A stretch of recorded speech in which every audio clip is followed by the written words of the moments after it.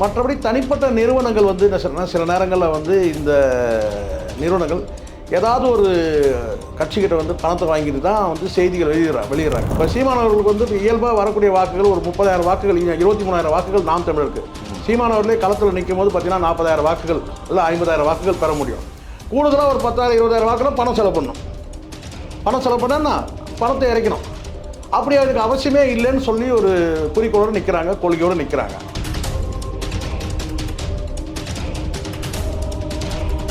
வெற்றியோ தோல்வியோ ஒரு தொகுதியில் நில்லு, அதுதானே ஜனநாயகம். அந்த ஒரு தொகுதி இன்னொருத்தருக்கு வாய்ப்பு தரணுமா இல்லையா? நீ ஏன் ரெண்டு நிற்கிறா? அப்போ உனக்கே நம்பிக்கையில் இருந்தானே பொருள், ஏன் பயப்படுறேன்னு கேட்குறாரு. கரெக்டான கேள்வி.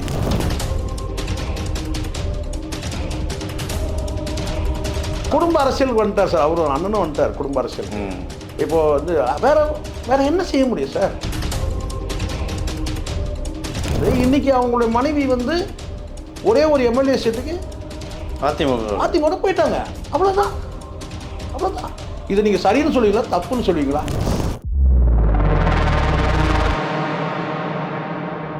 மெட்ராஸ் மெயில் நேயர்களுக்கு வணக்கம். இன்றைய நேர்காணலில் நம்மோடு இணைந்திருக்கிறார் மூத்த ஊடகவாளர் திரு சேகர் அவர்கள். சார் வணக்கம். சார் வணக்கம். சில ஒரு முக்கிய பிரேக்கிங் நியூஸ் இப்போ வந்திருக்கு. ஒன்று, இந்த ஓட் ட்ராக்கர் அப்படின்ற ஒரு நிறுவனம் ஒரு போல் கணிச்சிருக்காங்க. அதில் என்னென்னா 2 கட்டமாக கணிச்சிருக்காங்க. ஒன்று, திமுக கிட்டத்தட்ட 104லேருந்து 114 சீட்டு வரையிலும், அதிமுக 114லேருந்து 125 வரையிலும், அதாவது தாவேகா இன்றைய விஜய் கட்சி வந்து 2 முதல் 8 வரை தமிழ்நாட்டில் சீட்டு பெருகும் அப்படின்றாங்க.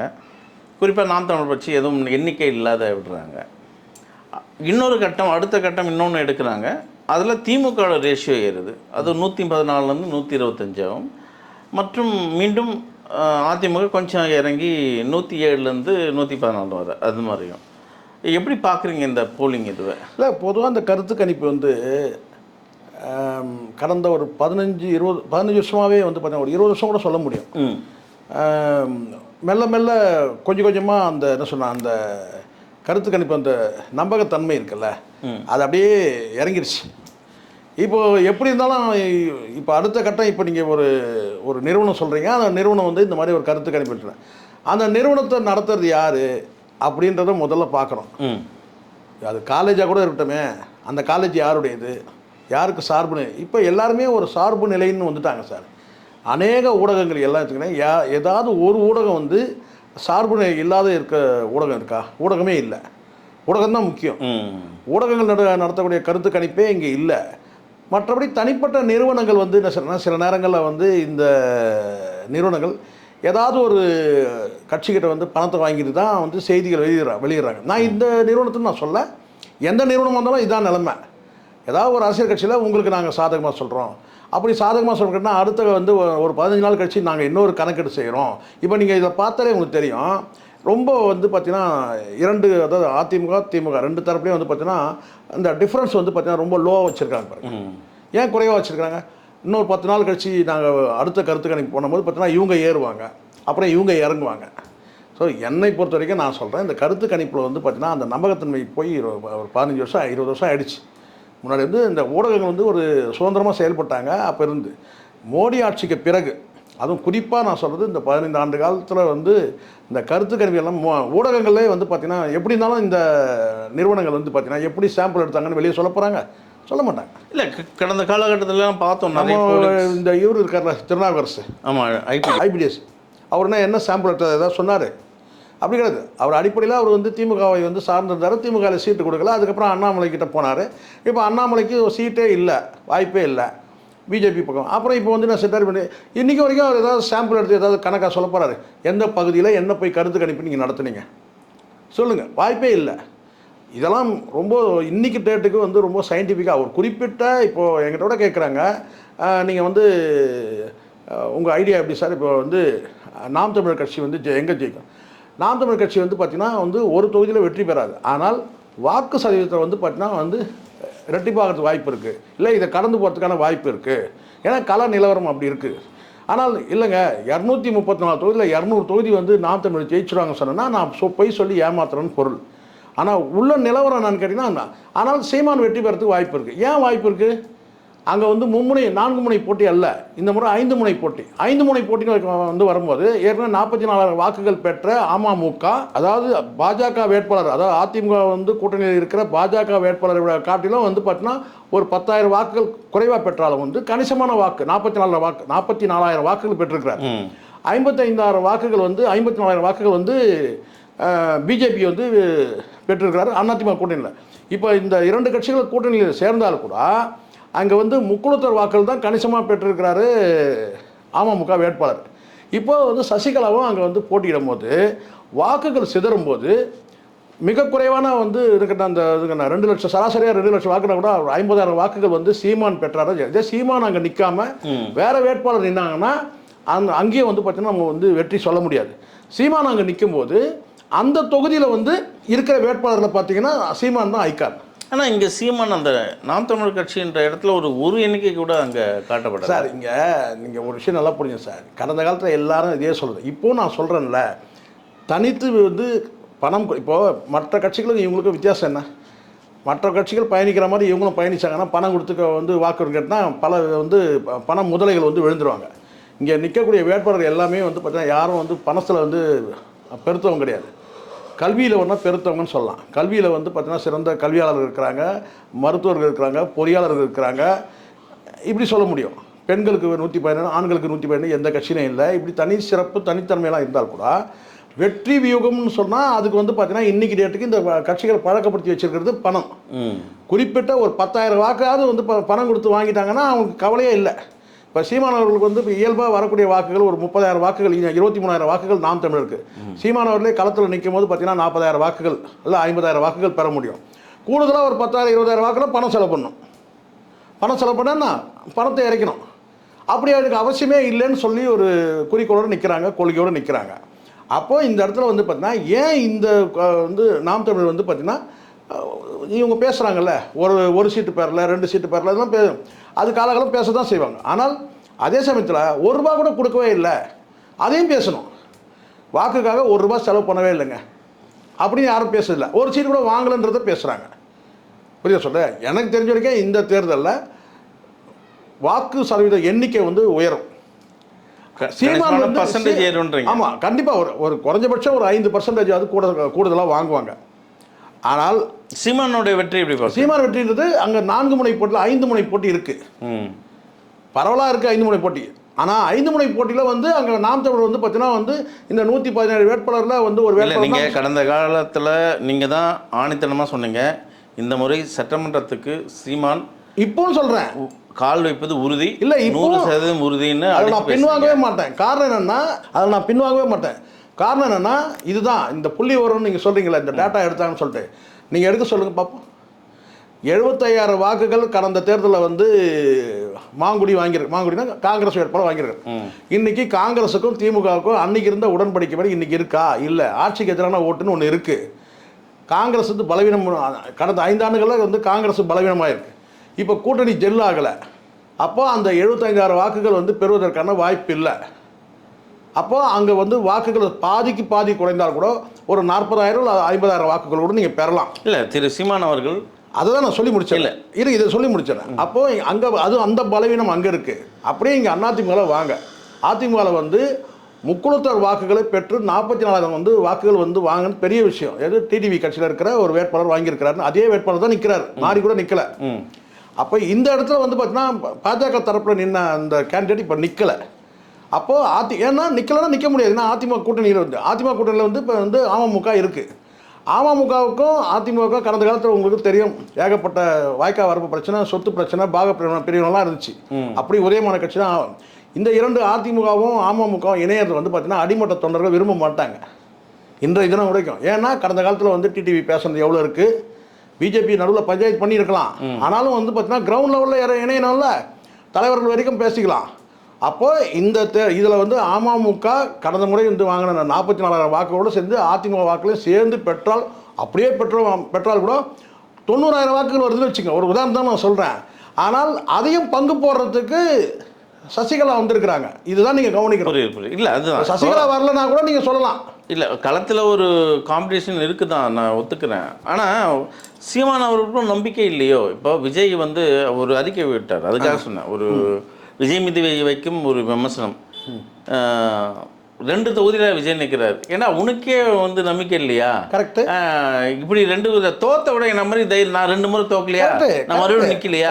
சார் தோக்கிறது ஜெயிக்கிறதுலாம் இல்லை. கண்டிப்பா. ஏன் நீ வந்து உன் மேல நம்பிக்கை இல்லாத இருக்குன்னு விஜயை கேட்கிறாரு. கரெக்ட். அப்போ சீமான் அவரு சொல்லணும் இல்லையா, இந்த மாதிரி 2 முறை தோத்தேன், இந்த முறை என்னோட வெற்றி உறுதி பாருன்னு சேலஞ்ச் பண்ணணும். நல்லா புரிஞ்சுங்க சார். அவர் சொல்ல முடியாது. அவர் என்ன கேட்குறாரு, 15 வருஷம் நான் கத்துறேன், எனக்கு வாக்களின்னு சொல்ல முடியும். நான் வெற்றி உறுதின்னு அவர் சொல்ல முடியாது. நாம சொல்லலாம், நீங்கள் சொல்லலாம். களத்தில் போய் நான் விசாரித்தேன், எனக்கு ஒரு கணிப்பு இருக்குது, சீமான் வெற்றி உறுதி, நாம் சொல்லலாம். அவர் எப்படி சொல்ல முடியும்? அவர் வந்து பார்த்தீங்கன்னா இப்போ அவர் சொல்லக்கூடிய இதே அதை நீங்கள் லிங்க் பண்ணுறீங்கல்ல, நான் சொல்கிறேன். அவர் என்ன கேட்குறாருன்னா, வெற்றியோ தோல்வியோ ஒரு தொகுதியில் நில்லு, அதுதானே ஜனநாயகம். அந்த ஒரு தொகுதி இன்னொருத்தருக்கு வாய்ப்பு தரணுமா இல்லையா?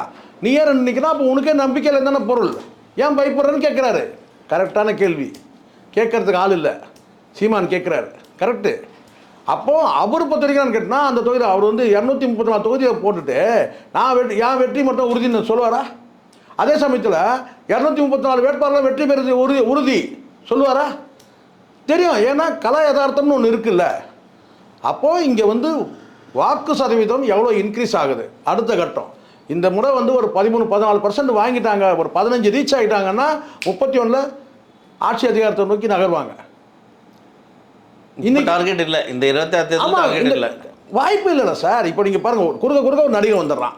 இப்போ கடந்த முறை நீங்கள் வந்து பார்த்தீங்க, கமல்ஹாசன் வந்து வாங்கி அந்த வாக்கு, இப்போ நான் பெரம்பூர் தொகுதி உதாரணத்தை எடுத்துங்க, 22,000 வாக்கு 23,000 வாக்குகள் வந்து பெரம்பூர் தொகுதியில் பெற்றிருக்கிறாங்க நாம் தமிழ். கமல்ஹாசன் 16,000 வாக்கு வாங்கியிருக்காரு. கமல்ஹாசன் களத்துக்கு வரலன்னா அந்த வாக்குகள் யார் வாங்கியிருப்பாங்க? நீங்களே சொல்லுங்கள். குறைஞ்சபட்சம் 14,000 வாக்குகள் வாங்க கூட பார்த்தீங்கன்னா ஒரு 10,000 வாக்குகள் யார் வாங்கியிருப்பாங்க? போகிற போக்கில் மற்றவங்க மேலே பழிய போடக்கூடாது. மற்றவங்க மேலே இங்கே பாருங்க வந்தாரு, இந்த வாட்டி விஜய் வந்தாரு, நல்லா புரிஞ்சுங்க, வாட்டி அஜித் வருவாரு, இது மாதிரி வந்துட்டே இருப்பாங்கல்ல சார். நல்லா புரிஞ்சுக்கணும். இதுதான் தெளிவான பார்வை வேணும்னு சொல்லுது. கமல்ஹாசன் வந்தார், என்ன சொல்லி கேட்டார்? அது வரைக்கும் பேசுங்க. என்ன சொல்லி கேட்டார் சொல்லுங்க. என்ன சொல்லி கேட்டார்? டிவி உடைச்சார், அதெல்லாம் இருக்கு சார். என்ன சொல்லி கேட்டாரு? நான் தான் மாற்று, 2 திராவிட கட்சிகள். இப்போ கமல்ஹாசன் போய் சேர்ந்துட்டார், நம்ம கவலையே படல அதை பற்றி. எது மகிழ்ச்சி, போய் சேர்ந்துட்டுங்க. இது அவ்வளோதான், கடலை போட்ட பெருங்காயம் முடிஞ்சிச்சு. ஆனால் நீங்கள் என்ன செய்றீங்க? மாற்று அரசியல் நீங்கள் இருந்தீங்க. மாற்று அரசியல் யார்? 2 திராவிட கட்சிகள் மாற்று அரசியல், அது நாம் தமிழர் மட்டும்தான். ஆனால் குறுக்க நீங்கள் என்ன செய்றீங்க? நான் தான் மாற்று. அப்போ 2 திராவிட கட்சிகளும் வந்து வாக்களித்து சலிச்சு போனவங்க என்ன செய்கிறாங்க? அடுத்த கட்டம் என்ன செய்யணும் கேட்டிங்கன்னா, யாருக்கு வாக்களிக்கிறது? நாம் தமிழுக்கு அந்த வாக்குகள் வரணும். ஆனால் நீங்கள் என்ன செய்றீங்க? உள்ள குறுக்க பூந்து என்ன செய்றீங்கன்னா, அந்த சினிமான்ற அந்த கல்ட் அந்த பிம்பத்தை காட்டி என்ன செய்றீங்கன்னா, நான் தான் மாற்று. அதுவும் நீங்கள் வீரவசனம் பேசுகிறீங்க, பாரதியார் மாதிரி பேசுகிறீங்க. இது ஆகும்னா இது ஒன்று பிடிச்சி என்னன்னு கேட்டால் இருங்க இதில் எல்லாத்துக்கும் இது ஒன்று எடுத்துக்கிறானுங்க. எல்லா திட்டு பசங்களும் இல்லை, எல்லாருமே இதை எடுத்துக்கிறானுங்க சார். என்ன தெரியுங்க சொன்னால், வீழ்வேன் என்று நினைத்தாயோ, எது எவனை பார்த்தாலும் நானும் பார்க்குறேன். ஆனால் வந்து பார்த்தீங்கன்னா வந்து நான் குறிப்பிட்டு சொன்னால் அதுக்கு மன கஷ்டமாயிடும் சில பேருக்கு. நான் சொல்லக்கூடாதுன்னு நினைக்கிறேன். எவனை பார்த்தாலும் பார்க்குறேன் வந்து பார்த்தீங்கன்னா வீழ்வேன் என்று நினைத்தாயோ, வீழ்வேன் என்று நினைத்தாயோ. நாங்கள் ஏன்னா நினைக்கிறோம்? நாங்கள் எதுக்கு நினைக்கிறோம்? வீழ்வேன் என்று நினைத்தாயோ, நரைகூடி கிழப்பருவம் எய்தி வீழ்வேன் என்று நினைத்தாயோ. நாங்கள் என்ன நினைக்கிறோம்? நீ வீழ்வேன்னு சொல்லிட்டு எங்களுக்கு வேறு வேலையா இல்லை? எவனை பார்த்தாலும் இது ஒன்று எடுத்துக்கிறானுங்க சார். இதை வச்சு நம்பி ஓட்டு போட்டுருவோம். இவர் வந்துட்டார், பாரதியார் கவிதைலாம் சொல்லிட்டாருங்க. இது பாரதியார். இப்போ ஒரு பைத்தியம் வந்து சொல்லியிருக்கு, என்னென்ன பிறப்புக்கும் எல்லா உயிருக்கும். கொள்கை என்னடா? பிறப்புக்கும் எல்லா உயிருக்கும். தத்துவம் என்னடா? பிறப்புக்கும் எல்லா உயிருக்கும். சித்தாந்தம் என்ன? பிறப்புக்கும் எல்லா உயிருக்கும். அதை ஒன்று தவிர அறிஞ்சிடாது. எதுக்கு எத்தாலும் பிறப்புக்கு. இந்த மாதிரி சொல்லும் போது என்ன ஆகுதுன்னு கேட்டிங்கன்னா, இந்த தமிழ் கூறும் நல்லுலகில் என்னன்னு கேட்டால் வந்து ஒரு நம்பிக்கையோடு நான் செய்கிறேன்னா, இவர் வந்துட்டாருங்க, இவர் மலத்திடுவார், இவர் கதை. அப்புறம் தான் தெரியுது என்னன்னு கேட்டிங்கன்னா, இவர் என்ன ஆனார், இவர் அங்கே போய் சேர்ந்துட்டார். இப்போ என்னுடைய நண்பர்கள் பல பேர் வந்து கமல் கட்சியில் இருந்த பல பேர் வந்து தலையை சொரிஞ்சிருக்காங்க. இது சார் தலையை சொரிஞ்சிருந்தா, தலையை சொரிஞ்சிருக்கிற பற்றியில் சார் முன்னாடிலாம் நாங்கள் தெரியாமல் சீப்பு வாரின்னு இருந்தோம். தலையை சொரினா சீப்பு மூலமாக நாங்கள் தெரியாதபடி வந்து வாரிப்பு வந்து அப்படியே அந்த தலை அரிப்பை வந்து நாங்கள் சரி பண்ணிப்போம். இப்போ அதை கூட செய்ய முடியல, தலையை கையை வச்சு சொரியலாமான்னு இருக்குது. காரணம் என்னன்னா, இவர் எதுக்கு அங்கே போய் சேர்ந்தார்? அங்கே ஒரு ராஜ்யசபா வாங்கிட்டு ஒரு சீட்டையும் வாங்கலை, கேட்டால் நான் தியாகம் செய்கிறேன்றாரு. எதுக்கு இப்போ புரியுதுங்களா? எந்த நிலைப்பாடும் இவங்ககிட்ட இல்லை. இப்போது இதனால தான் நான் சொல்கிறேன். இப்போ நீங்கள் உங்களோட சாதனை என்னன்னு கேட்டிங்கன்னா, கமலஹாசன் சாதனை, விஜய் சாதனை என்னன்னு கேட்டிங்கன்னா, நாம் தமிழ் கட்சியை அடுத்த கட்ட வளர்ச்சி போகாமல் தடுக்கிறது. இல்லை, நீங்கள் நாம் தமிழர் மட்டும்தான் நீங்கள் சொல்கிற நீங்கள் நினைக்காதீங்க. கடந்த காலத்தில் இதே வந்து விசிகா கூட சொல்கிறேன். விசிகாவுடைய வாக்குகள் கூட கணிசமான வாக்குகள் வந்து மடைமாற்றம் அடையுது. காரணம் திருமாவளவர்களும் கடந்த காலத்தில் நீங்கள் எடுத்து மாநில அரசியல் பண்ணுறதுக்கு இறங்கி எல்லாருமே வந்து கடந்த காலத்தில் வந்து பார்த்தீங்கன்னா கணிசமான இந்த வைகோ கட்சியெலாம் ஏன் வந்து என்ன சொல்லுவாங்க, கழுதை தேஞ்சி கட்டெருமான கதையாச்சு, கட்டெரும்பு தேஞ்சி சித்தெரும்பு ஆயிடுச்சு. இது மதிமுக அப்படி தான், அவ்வளோதான். இன்னும் கொஞ்ச நாள் போனால் அப்பா மகன் போல 2 பேர் மட்டும்தான் இருப்பாங்க அந்த கட்சியில். இதில் இப்போ அப்படி தான் வைகோ இப்போ புரியுதுங்களா? இவங்கெல்லாம் ஒரு டைமில் வந்து நாம் தமிழ் கேலி கிண்டல் பண்ணவங்க யார்? இவங்க எல்லாருமே. அதுவும் வந்து வாரிசு அரசியலை எதிர்த்தவங்க. எது வாரிசு அரசியலை கடுமையாக எதிர்த்தவங்க. இன்னைக்கு தொல் திருமாவளவன் அவர்களோட தனது நிலைப்பாட்டையை மாற்றிக்கிற இடத்துக்கு வந்திருக்காரு சார். வேற என்ன சார் வந்து கோயிலில் போட்டியிடல குடும்ப அரசியல் வந்துட்டார் சார். அவரும் அண்ணனும் வந்துட்டார் குடும்ப அரசியல். இப்போ வந்து வேற என்ன செய்ய முடியும் சார்? குடும்ப அரசியல் அவங்க ஏற்கனவே ஏற்றுக்கிட்டாங்க. இல்லை, சில நம்பிக்கை இல்லாத இந்த இடத்துக்கு வந்திருக்காங்களோ, சில பேரை வந்து நம்பி சார். நம்புறது யாருடைய தவறு நான் கேட்குறேன். முதல்ல நீங்கள் ஏன் நம்புறீங்க? சும்மா இதெல்லாம் அரசியல் கட்சியெல்லாம் சார் இங்கே சதிகள் வந்து நிறைஞ்சது தான் சார். சதி சூழ்ச்சி எல்லாமே, வன்மம் எல்லாமே நிறைஞ்சது தான் அரசியல். அரசியல் தான் என்ன நினச்சிட்டீங்க? இதெல்லாம் இல்லாமல் கிடையாது சார். சதி சூழ்ச்சி வஞ்சகம் வன்மம் எல்லாமே இருக்குது. இன்னும் ஓப்பனாக அரசியலில் ஜெயிக்கணும்னு சொன்னால் நான் வேறு மாதிரி சொல்லுவேன். ஆனால் உங்களுக்குலாம் மனசு கஷ்டமாயிடும். இதெல்லாம் பண்ணால் தான் ஜெயிக்க முடியும் அரசியலில். இன்றைக்கி இது அரசியலில் இதெல்லாம் பண்ணால் தான் ஜெயிக்க முடியும். நான் சொன்ன உடனே உங்கள் கவனம் எங்கேயோ போகுது. சுந்தர்சிக்கிட்ட போகுது உங்கள் கவனம். எது நான் என்ன சொல்கிறேன் நீங்கள் உடனே நீங்கள் அப்படியே யோசிக்கிறீங்க. உங்கள் கண்ணை பார்க்கும்போதே, உங்கள் மனக்கண்ணை பார்க்கும்போதே சுந்தர்சி பக்கம் போல, அமாவாசை பக்கம் போனேன். சரி எப்படியோ. ஆனால் நான் சொல்கிறது என்னென்னா, இன்றைக்கி அப்படி ஆயிடுச்சு சார். குடும்ப அரசியல் நான் மீண்டும் சொல்கிறேன், தகுதி இருந்தால் வரலாம். புரியுது. இப்போ நான் உங்களுக்கு சொல்கிறது புரியுங்களா? ஒரு காலத்தில் நீங்கள் என்ன செய்யுங்க, குடும்ப அரசியல் தான் சொன்னால் உடனே கலைஞர்கிட்ட தான் போயிருங்க எல்லாரும். இந்தியாவே கலைஞர் பக்கம் தான் திரும்பிச்சு. இது குடும்ப அரசியல்னா யாரு? கலைஞர் தான். விமர்சனம் இன்னும் அதுதான். குடும்ப அரசியல் நீங்க பண்றதுலாம் என்ன அரசியல்? இப்போ நீங்க பண்றதுலாம் என்ன அரசியல் நான் கேட்குறேன். இப்போ அண்ணனுக்கு வயசாயிடுச்சு சார். இப்போ அவர் ஒரு எல்லைக்கு வந்துட்டார், ஒரு கட்டத்துக்கு வந்துட்டார். அண்ணனை பொறுத்த வரைக்கும் வந்து கேட்டால் ஒரு கட்டத்துக்கு வந்து ஒரு எல்லைக்கு இருக்கணும்னா சில முடிவுகள் வேற வழி கிடையாது சார். இப்போ வந்து அப்படிதான் சார் வந்து நிற்கும். வந்து கடைசியில் வந்து எங்கே வந்து முடியும்னா இப்படி தான் வந்து முடியும். கடைசியில் என்ன சொல்லுவாங்க, ஒரு குடும்ப அரசியல் வந்து நின்றோம். நீங்களே சொல்லுங்கள். இது காலகாலமாக இது தடுக்கலாம் முடியாது. இது பண்ண முடியாது. இப்போ ஆம்ஸ்ட்ராங் இருந்தார். ஆம்ஸ்ட்ராங் வந்து பார்த்தீங்கன்னா அதிமுக திமுக ரெண்டையுமே வந்து அவர் வெறுத்தார். என்கிட்டயே கிட்டத்தட்ட ஒரு 3 மணி நேரம் பேசியிருக்காரு. அவருடைய பார்வை எல்லாமே வந்து ரிசர்வேஷனை பற்றி நல்ல ஒரு பார்வை இருந்தது. 3 மணி நேரத்தில் ரிசர்வேஷன் குறித்து என்கிட்ட வந்து ஒரு 1 மணி நேரம் மேலே பேசினார். பொது அரசியல் பற்றி பேசினார். குறைஞ்சபட்சம் அவர் என்கிட்ட சொன்னது கேட்டினா, கனிமொழி அவர்களுக்கு போய் வந்து திரும்ப வந்து பொக்கே எடுத்துகிட்டு போய் கொடுக்குறாரு. அதை ஒரு பெரிய பாயிண்ட்டாக சொன்னார். ஆம்ஸ்ட்ராங் என்கிட்ட பேசும்போது சொன்னார், இவருடைய ஆளுமை என்ன, இது இவருடைய யார் திருமாவை குறித்து பெருமையாக தான் சொன்னார். இவருடைய ஆளுமை என்ன, ஆனால் இவர் வந்து கனிமொழி பிறந்த நாளுக்கு பொக்கே எடுத்துகிட்டு போய் கொடுக்குறாரு அப்படின்றத ஒரு விமர்சன பார்வையாக அவர் அன்றைக்கி வச்சார். அதில் அவருக்கு வந்து பிடிமானம் இல்லை. அதே சமயம் வந்து திமுக அதிமுக 2 கட்சியுமே என்கிட்ட வந்து பார்த்தீங்கன்னா பேசும்போது நிறைய வந்து குறை கொண்டார். அதுவும் குறிப்பாக வந்து பாட்டாளி மக்கள் கட்சியை சொல்லும் போது உயர்வாக சொன்னார். என்னென்னா, அவங்க தைலாபுரத்துக்கு வர வைக்கிறாங்க. இது தைலாபுரத்துக்கு வந்து மற்ற திமுக 2 கட்சியிலும் திமுக அதிமுக 2 பேருமே வந்து தைலாபுரத்துக்கு வர வைக்கிறாங்க. ஆனால் இவங்க வந்து அப்படி கிடையாது, இவங்க வந்து கோபாலபுரத்தை நோக்கி போகிறாங்கன்னு கூட என்கிட்ட சொன்னார். ஆனால் அந்த பாமக இப்போ போயிடுச்சுன்னு வச்சுங்களேன். இது அந்த பாமக தைலாபுரத்துக்கு போகிற பாமக இப்போ இல்லை. சரிங்களா? அப்படி தான் ஆயிடுச்சு. ஆனால் நான் சொல்ல வர்றது என்னென்னா, அப்படி வந்து இருந்த அந்த பார்வை வந்து இன்றைக்கி அவங்களுடைய மனைவி வந்து ஒரே ஒரு எம்எல்ஏ சீட்டுக்கு அதிமுக போயிட்டாங்க. அவ்வளோதான். இதை நீங்கள் சரின்னு சொல்லுவீங்களா தப்புன்னு சொல்லுவீங்களா? அதிகாரம் பார் சார், எம்எல்ஏ எம்பி பதவி ஒரு அதிகாரம் உள்ள பதவியாக நினைக்கிறாங்க. ஆனால் உள்ளபடியே அதிகாரம் இருக்கா? தொகுதியில் வந்து நடக்கக்கூடிய ஒரு நலப்பணிகளுக்கு நீங்கள் குரல் எழுப்பலாம், அவ்வளோதான். அதை தாண்டி என்னன்னு கேட்டால் வந்து ஒரு அடிஷ்னலாக ஒரு பாதுகாப்பு, எம்எல்ஏனா ஒரு பாதுகாப்பு, அவ்வளோதான். ஒரு சிறிய பாதுகாப்பு, அவ்வளோதான். எம்பினா கொஞ்சம் பெரிய பாதுகாப்பு, அவ்வளோதான். அதை தாண்டி வந்து பார்த்திங்கன்னா அதிகாரம் உள்ள பதவியெலாம் கிடையாது. அதிகாரம்னா கேட்குற இடத்துல நீங்கள் இருக்கக்கூடாது, கொடுக்குற இடத்துல இருக்கணும். இப்போ மோடிக்கு வந்து கொடுக்குற இடத்துல வந்து அதிகாரம் இருக்குது, ராகுல் காந்திக்கு கேட்குற இடத்துல தான் வந்து இடம் இருக்குது. நீங்கள் கேட்கணும், அவர் கொடுக்குற இடத்துல அவர் இருக்கிறார். இது சின்ன ஒரு உதாரணம் தான் சொல்கிறேன். அப்போ இந்த இடத்துல நீங்கள் எம்எல்ஏவாகிறதுனாலாம் ஒரு பெரிய அதிகாரமுள்ள பதவியெல்லாம் கிடையாது. பெருமையாக சொல்லிக்கலாம், என்னென்னு கேட்டிங்கன்னா அவர் எம்எல்ஏ அப்படின்னு சொல்லிட்டு.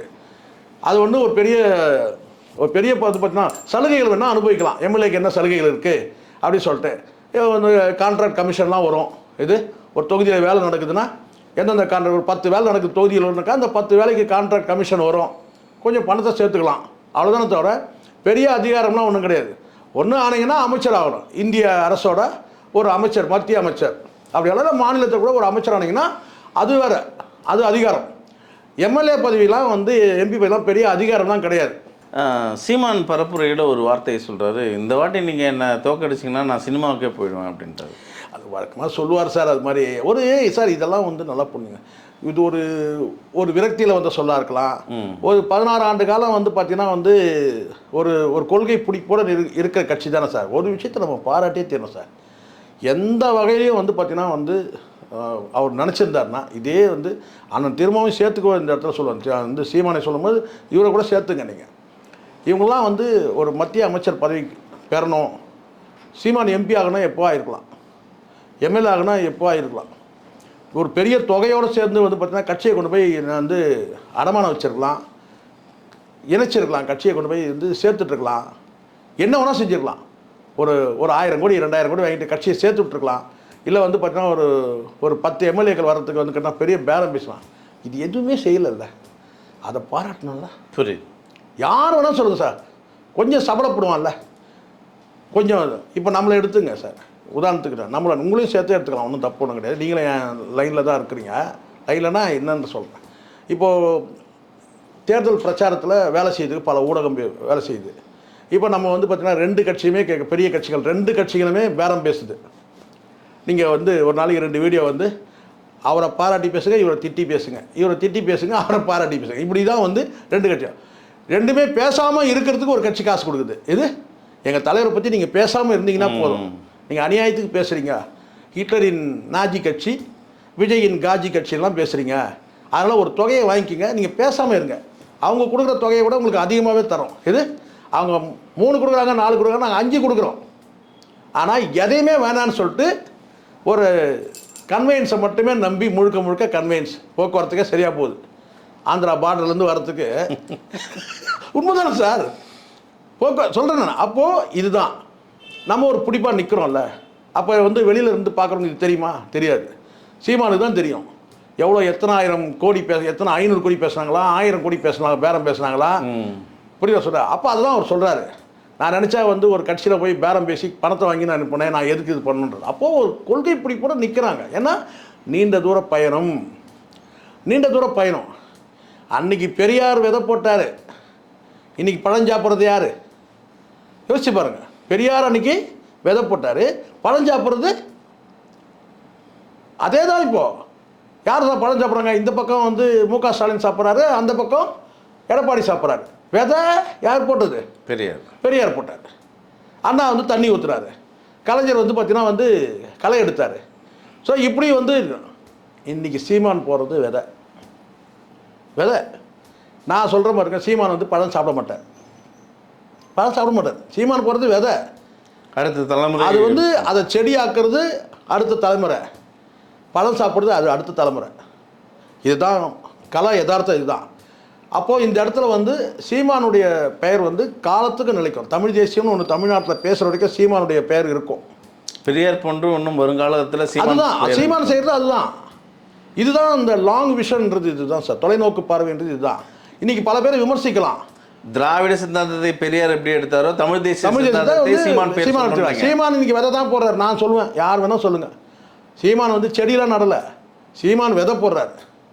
அதை அடுத்த தலைமுறை வந்து பார்த்திங்கன்னா அதை வந்து செடியை வந்து பார்த்திங்கன்னா வந்து செடியை வளர்க்கும். பழம் சாப்பிட்றது அடுத்த தலைமுறை தான். தொடர்ந்து பேசுவோம். மிக்க நன்றி. நன்றி சார்.